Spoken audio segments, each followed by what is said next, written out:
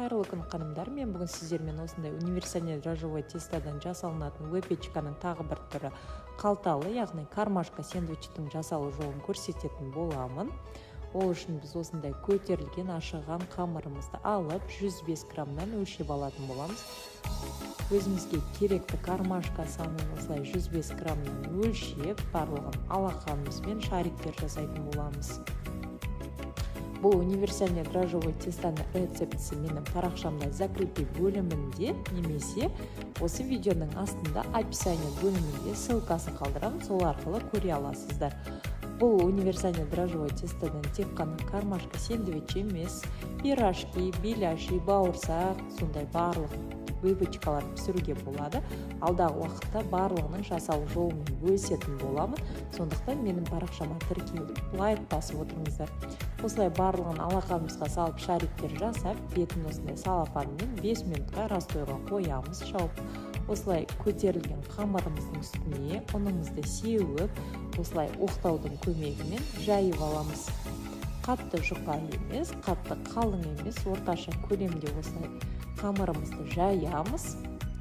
Кейіннен осының ортасына сұйық майымызды жағып, молынан осылай бір бүктеп, және де тағы да жағып, осылай бір бүктейміз. Сонда бізде осындай 4 кармашка шығады. Тағы бір мәрте көрсетемін. Жақсылап мұқият қарап алыңыздар. Бастапқыда әлбетте қиын болады, бірақ 1-2 үйренгеннен кейін оңай болып кетеді. Ең жақсысы майларыңызды көбірек жақсаңыздар, ортасы жабыспай жақсы ашылады. Осылай орташа көлемде жағып, осылай майымыз жағып, конвертімді және де қайтара бүктейміз. Осындай 4 конвертіміз шығады. Осылай конверттеріміздің барлығын дайындап алып, лестімізге салып, 10-15 минутқа растойға қоямыз.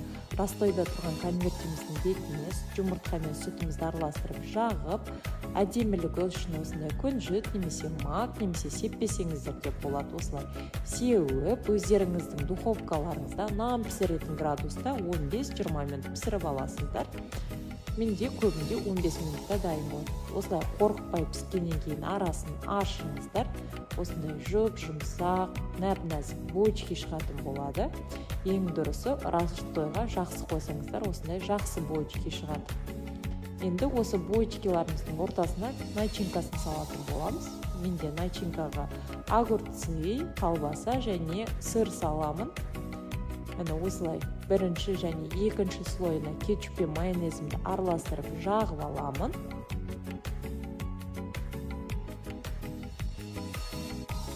Астына осылай огурцилерімді қатарына салып, екінші кармашкамызға колбасамызды орналастыратын боламыз. Өз қалауларыңыз бойынша помидор, салат жапырағын, әртүрлі заттар салсаңыздар болады. Мен осылай өткіземін үнемі магазинге, және де балаларыңызға мектепке әкетуге, жолдастарыңызға жұмысқа кетуге жақсы сэндвич түрі.